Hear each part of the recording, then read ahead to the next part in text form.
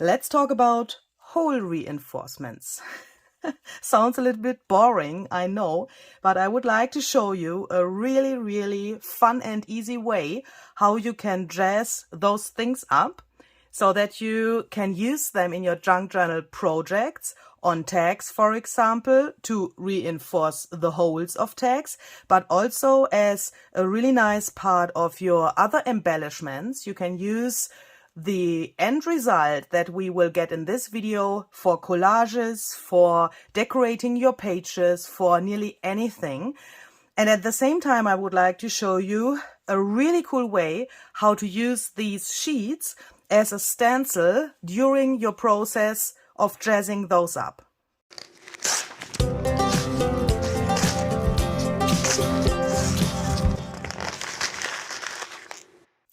Hi there, this is Luise Heinzel. Welcome to my channel and welcome to, a really quick tutorial, a really quick idea. I think every one of us has these things at home and they look really boring, I would say. Normally you would use them for your office things if you have some important papers that you want to put in a folder or something like that, then you would use these to reinforce the holes so that they are a little bit more sturdy. And these normally are relatively boring. But I want to show you a way how you can use these in your junk journal projects. And these are so versatile. And what I'm showing you today is so quick, and you can change that up with the mediums and materials that you have. That is, the possibilities are nearly endless with these little guys, and you will get really cool results that you then later on can use for your junk journal projects. Yay! There's one thing that I would like to point out before I start. Please have in mind which medium you want to use for this technique, and then decide which version of those hole reinforcements you would like to buy, because there are two different kinds of those rings. These that I have here are made from paper. You can see the surface is really matte, and you can feel that it is paper, and the original package also said that they are made out of paper. But there are also some available that are made out of plastic, and depending on the medium that you want to use here for this technique, you have to decide which one you want to buy. I'm going to use inks today, Distress Oxide inks to be clear, and for that, of course, I need the paper surface. This technique with the oxide inks would not work on plastic, so the ink would never dry on plastic and it would smear around. So if you have those made out of plastic, then you can of course use acrylic paints. You could do the whole thing that I'm showing you today with acrylic paints, of course, as well. That would be no problem on plastic. But if you want to use inks, make sure that you have them made out of paper. I'm going to use Distress Oxide inks today, but of course, as I said, you can use any other medium that you want. You could use watercolor on those paper reinforcements, or you can also use acrylic paint when you have those plastic thingies. You could use brushes or any other medium, watercolor, whatever you have. It doesn't have to be oxide ink or distress ink, but I would say with the inks, and especially with ink pads and such a brush or a similar blending tool, it is really easy and really fast. So that's also the reason why I'm doing it with the inks. And yeah, let's start. This is so cool. So I have taken out a journal because, of course, I don't want to waste my ink, what I'm going to apply here now. And at the same time, I want to use this sheet here as a stencil. So you can make really cool patterns with this because of these little holes here. So I've decided that I want to go with some purple today and later on also with some green. So I have taken out Dusty Concord, Seedless Preserves and Villainous Potion, so that we have a really nice purple palette. And I've chosen this page here in my journal because I thought I can perhaps make a little pattern here. So everything that I'm doing is that is so simple. It's a little bit embarrassing to say that, but because it's so simple, but sometimes it's the simple things that we perhaps can't remember or that we don't think about. So that's the reason why I'm showing that here. So let me turn that around so that I can handle it a little bit better. So I'm just placing my little sheet here. Then the first color that I'm taking is Dusty Concord.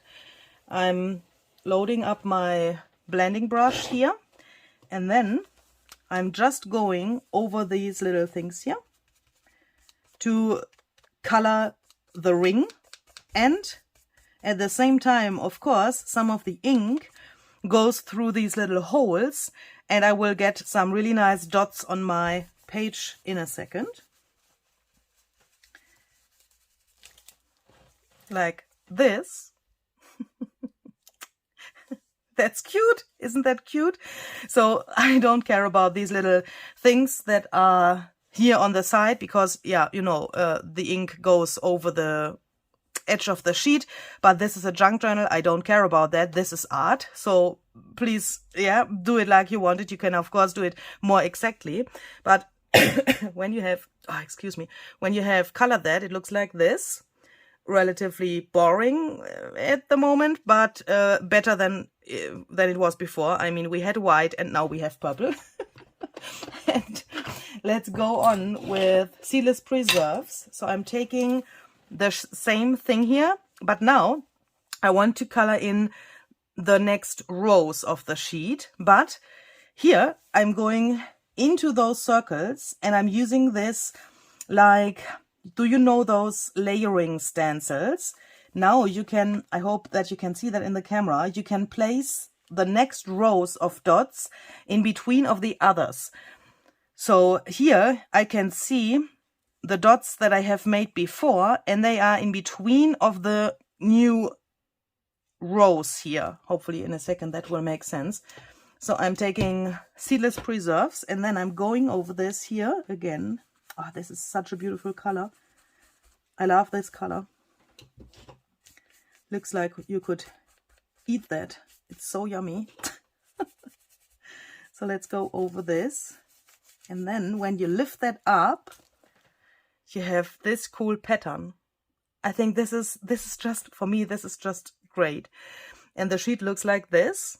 And when you have a relatively big brush like I have here, then you also get this cool shading here between the both colors. So here's the Dusty Concord mixed with Seedless Preserves. Here, of course, you can also do that a little bit more extremely if you want, just by mixing the colors up. And this is a really cool shading. And I really like to have different colors on one sheet.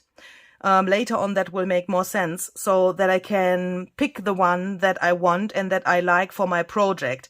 I really enjoy to have some lighter areas like here as well. Can you see that? Here the white comes through a little bit, but that's totally fine. Here those are a little bit more intensive. Here we have the both colors. The same for the other color as well, and that's great. If you want to use single of those later in your project, you can choose exactly the one that you need or that you like for the project. So let's go on with Villainous Potion, and let's see if we can make this even more interesting. How can we do that? Now I have only 2 rows left, but I guess we can make something really cool here. So I'm trying to get the next row of my stenciling in between of the dots that I had before. Of course, you could also do that, that they overlap each other, but I like to have the single colors next to each other. But of course, you can do that like you want it. I think there are many possibilities to change this idea of using this as a stencil. So please do that like you want it. And of course, this would also work with acrylics or watercolor or whatever medium you have. And now we have something like this. And this, for me, is a really, really cool and interesting background for a collage, for example. I mean, I could glue some scraps here and, or perhaps only one scrap like this or like this, put a butterfly here, and this top area of the page would be just awesome. Of course, I could also take this and say, okay, that's nice, but I want to have some more interest, and I'm just spritzing some water. The dots will get a little bit more loose that way, and this, yeah, becomes a little bit more artsy, I would say. And we get, when this is dry, this really cool oxide effect. So while this is drying, I would like to take this sheet here and I would like to stamp to the sheet. And for that, I'm also placing that here on my page, because when I'm stamping now, the ink, of course, will go through those little holes. And then I don't get that to my table, but I can get it to my page, and then it looks interesting.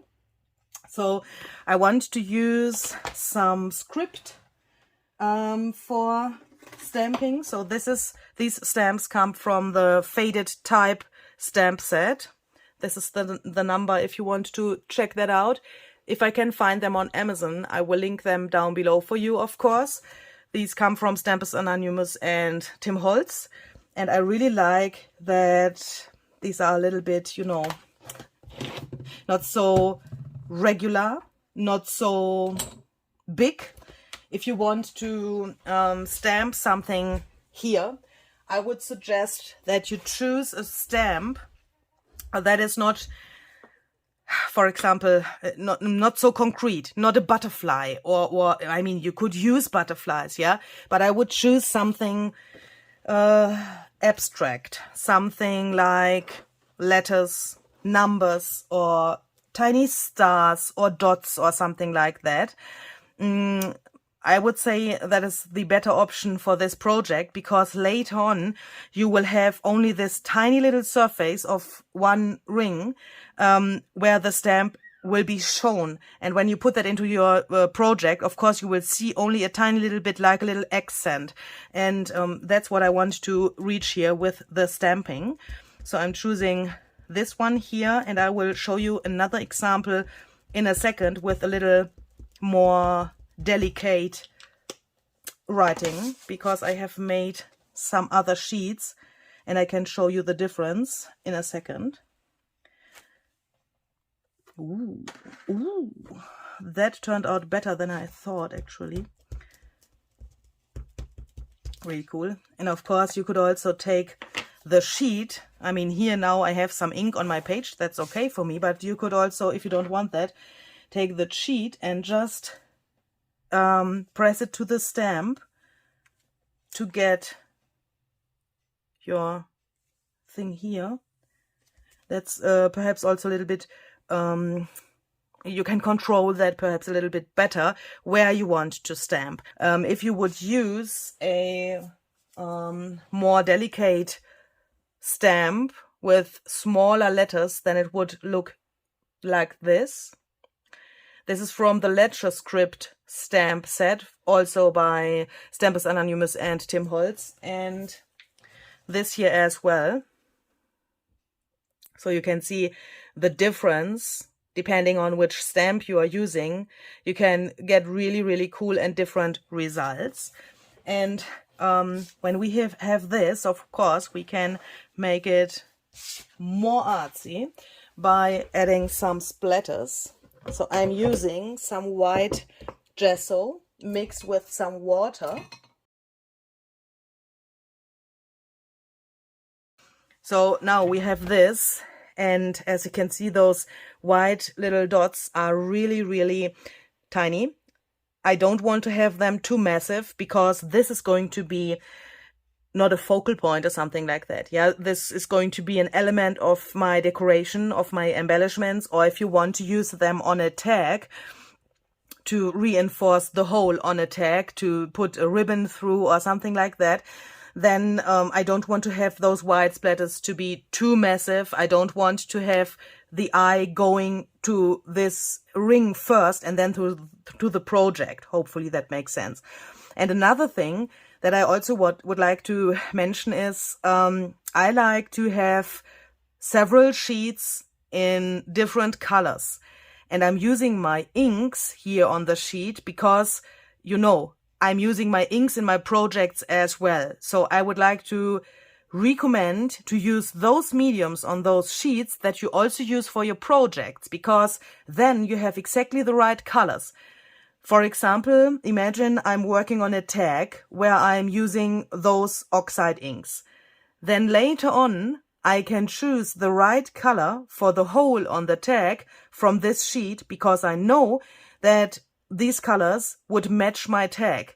If I have a collage where I have used Villainous Potion ink, then I can choose some of these and I know 100% sure these will match my colors of the project. And yeah, so what I am trying to say is, please use the mediums, paint or watercolor or whatever that you are using in your projects as well. And then you will get really cool sheets that you can use and you will always have the right color. Okay, so let's go on with another color while this is drying, because that's not all, of course, what you can do. Let's go on with the next sheet. I'm just thinking, shall I put the green here as well? Yeah, why not? Let's make it really artsy. So I'm placing that there, but I just want to get rid of this water here so that I don't get sludge on my sheet here. So next, let's go on with some greens. I have cracked, or turquoise and green, cracked pistachio, this word, lucky clover, and peacock feathers. This word. So let's start with cracked pistachio and put some of that here to this area.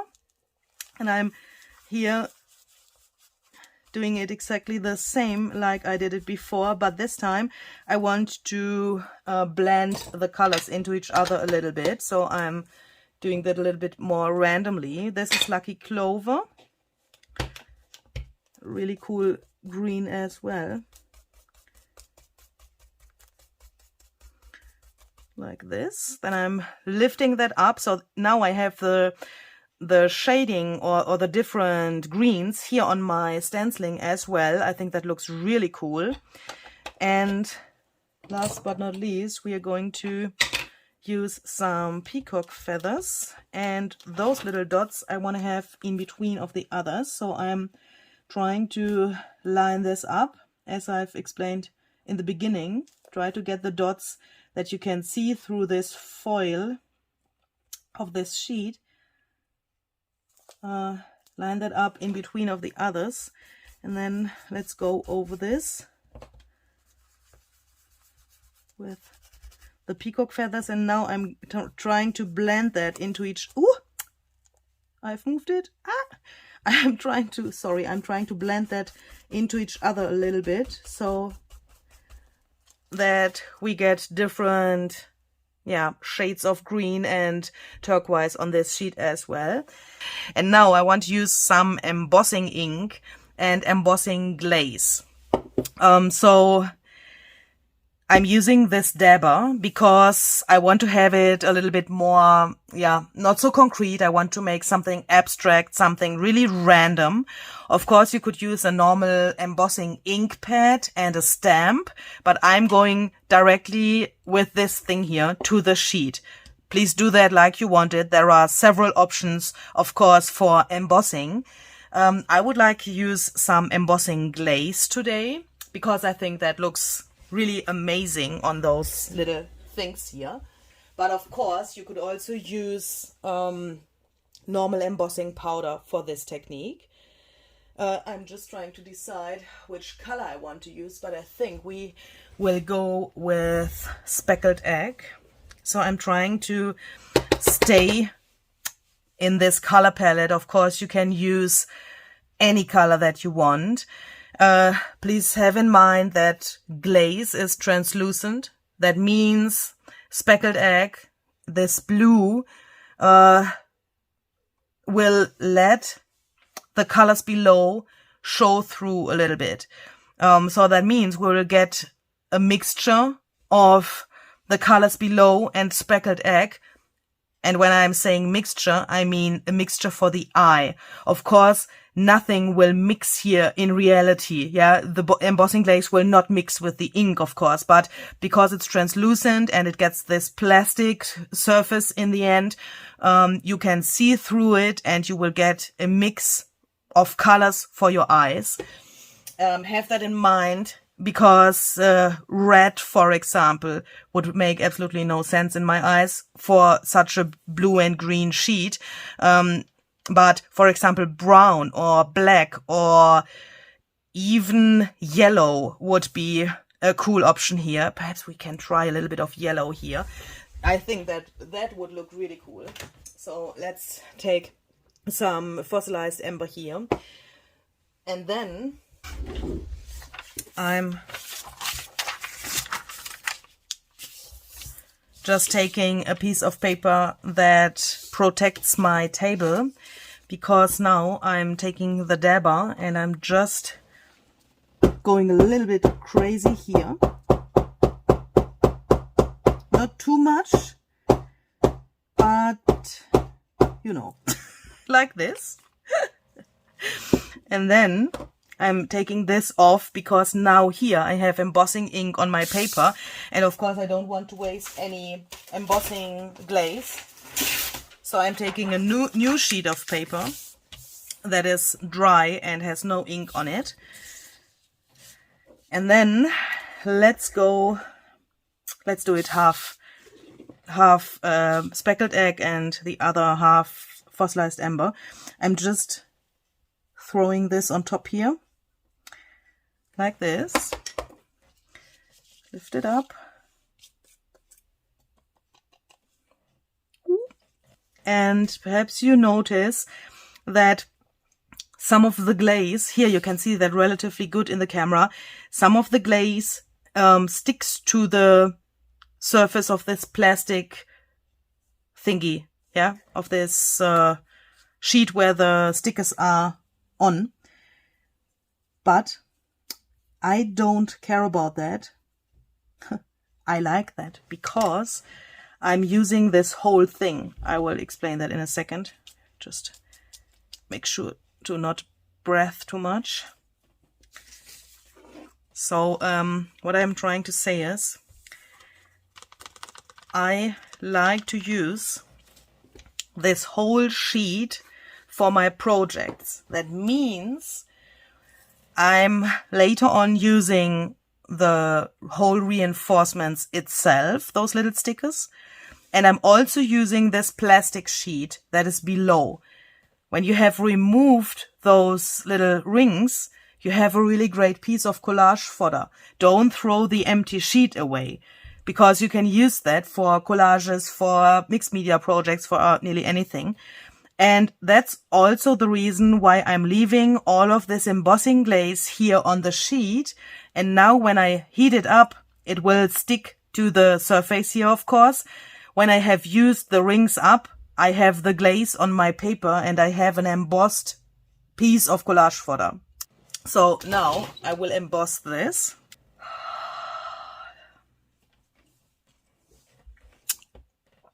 What do you think about this? What do you think about this? I mean, look at that. On the plastic, I mean, let's talk about the trash first. Yeah, let's talk about the collage fodder first. Here on this sheet, because of this plastic surface, it's like water drops. Can you see that? It goes, I don't know the right word, but it comes together like drops. And that's because I guess that this plastic is so slippery that the glaze is not melting so smooth like on the paper surface. For example, here you can see the glaze went really smooth, and on the plastic it gets like wet, like a window with water drops when you have this blue here from the speckled egg. And I really enjoy that. I will show you how that looks when the rings are off from the sheet later. So I will take some off, and then you will see how cool this paper underneath looks. I mean, the rings are great, but I want to see, I want you to see that this is really great collage fodder as well. But let's stamp to this. And because the glaze is like plastic, it's really slippery, it's glossy. Now you have to take a waterproof ink that is made for stamping to such surfaces. For example, archival ink would work really well. I'm using the black suit here. Stays-on ink would also work. But I like to work with archival ink because it's not so sticky than stays-on ink. And now let's take this other stamp and let's stamp to that. And because, because the glaze is like plastic, you can't work with distress inks or distress oxide inks on top of that, because that would never dry. And because of that, we have to use something that is made to stamp on such a plasticky surface. And look at that. Ah! So let's stamp here as well. So cool. I'm so in love with this technique.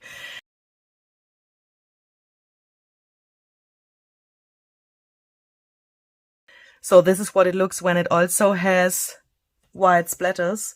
These are not dry yet, but I think you can imagine how that will look in the end. And what you also can do is you can also use some glitter. So for this sheet here, I've used some glitter from Ranger. In the camera that looks not so nice, but in reality, please believe me, it's really, really nice. I will not show you the glitter version in this video because I'm new to glitter, and I've realized in my German video that I'm not ready for glitter in public. So if you want to see how I made this, you can see it in the German video actually, but I can't do it in this video again because I think that will be totally embarrassing. I have to practice that. That's a very new medium for me. I'm not familiar with that yet, and I want to practice that before I show that to you. But if anyone has any good tutorials about how to attach glitter to a surface, then please leave a link. I need advice. I need some help with that because I think it's already Christmas here in my house because everywhere there's glitter on the floor and on my table and on myself, everywhere. I even found something in my bed last night from this glitter. But what I'm trying to say is you can use any medium here on top of this, of course.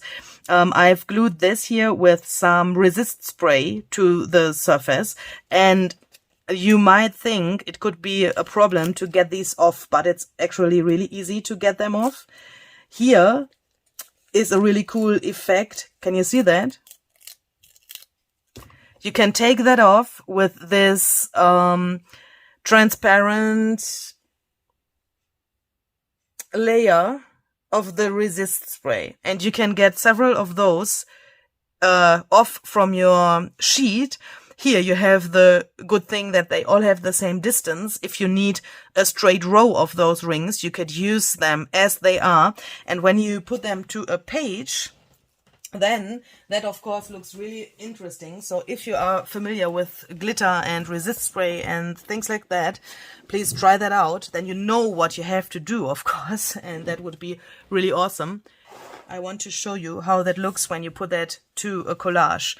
Here I want to use some additional glue because I've also used some water for the ink that's below here, and because of that I like to use some glue below those little things so that they stick really well to my page and that they can't fall off.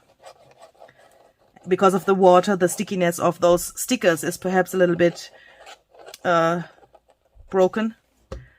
So let's take this and carefully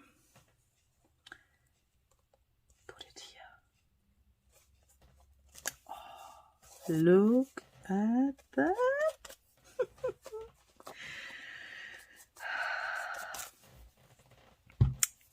I know that you probably can't see the glitter in the camera so well, but if you have glitter at home, please do me a favor and try that out. In the camera it looks actually really like little sludge or really grungy, but it's grungy and glittery at the same time, and that's, for me, this is just awesome. And of course you now can include several of those rings into a collage. You don't have to use them to reinforce holes, yeah? You can use them nearly anywhere. When you have made your little artsy area here that we've made in the beginning, of course you can also include those little stickers here. Just take your sheet and look what could work here, and then you can turn this into a really cool art journal page. I mean, this is only a part of a page, do you know what I mean? This is only a little example, but imagine this would be a whole art journal page. Then just take them and place them here where you want. And if you've made the little trick with the colors, several colors on one sheet, look, how cool is that? I mean, you get those different shades of the purples that match each other really well in one row here, and it looks like you have put really much effort into this little area. This is just awesome. I mean, And of course, if you take this, oh, this is not dry. I have to dry that. I will quickly dry that and then I will show you that. Okay, so let's go. I just want to show you how this sheet underneath looks. I mean, your collage fodder that you would get if you have used those up. So I am just taking one row off here. And yeah, I'm just playing around here. I don't want to have a really crazy arrangement here on this page. I just want to play around and try out how that looks. Another cool thing about the glaze is the following thing. When you put the glaze to the sheet, then you get that, of course, to the whole surface. The glaze can't decide I'm on the ring or I'm on the sheet itself. So it will go everywhere, and the surface will be a whole plastic thingy here on top. Do you know what I mean? So that means those little things from the glaze that are on the ring are connected to the glaze that is on this sheet. And when you lift that up, it can happen that you get, we take something where you can see it really good, that you get those tiny things that are here. Can you see that? It's not round anymore because this is peeking out from this circle, but I really, really enjoy that. And those tiny things are so important to me in a junk journal. That makes such a big difference, but it's helpful to go over those circles now with some kind of a sealer. I like to use some bookbinders glue, just a tiny little bit. You could use gel medium or whatever, clear gesso or something like that. And I like to go over this that dries clear, of course, and it helps that these tiny, tiny pieces of the glaze can't fall off from my page. This is just a little thing to secure the whole thing. And when this is dry, it will stay there forever. And I think that looks really cool when those circles are not totally round anymore. Now you have this grunge. It looks like the glaze has fallen off from the ring and nobody would know how you have reached that. I love those tiny things. I'm so hoping that you can see those things in the tiny things that I can see. So that's the reason why I'm talking about that so much, because I'm so enjoying those tiny things. And this is just so easy. I mean, you can make tons of those sheets in such a short time. That's just crazy. I mean, I have explained a lot now, and that perhaps seems to you like it would take very long to do that, but that's only because I've explained so much that you can get the idea. But when you do that at home, you can go over that with your brushes. You can ink several of those sheets at the same time, and in the end you will have really gorgeous results in the colors that you need for your projects. And you can play around with different mediums. As I said, try some glitter if you like glitter, and if you have a better hand for that than I have at the moment, try different embossing powders, different glazes. If you don't have that embossing powder and glaze, just splatter around with some paint. You don't have to emboss that. Yeah. If you don't have stamps, then you can take any other thing and make your own stamp. I mean, you could take for example, the cap of something, put some paint on that and go over that. If you don't have stamps, you can use anything that you can find in your house to reach some cool results here. You want to get interest to those things, and it doesn't matter which medium or which tool you have to reach that. I'm really, really excited what you will do with this technique. Please show me your results on Instagram, or if you make a video, leave a link in the comment section below this video and show me what you have done. You will definitely see those tiny things here in my future projects here and there. I will do some more now to have a really good stash of them and to have several colors that I have in my oxide palette. I want to have every color that I have in my oxide palette on those sheets as well, to have a good, stash to choose from. And I hope that you enjoyed this. And I'm so hoping that you enjoy your collage photo as well. Because now what you have here, of course, you can tear that off. And you can use this gorgeous piece in your collage as well. You could now go ahead and stamp to this again. Or you could splatter here. You could emboss this again. You could use it as a stencil again, or whatever. Or you can just take it and glue it to your page and be happy. I hope you liked it. See you the next time. Have a great day. Bye bye.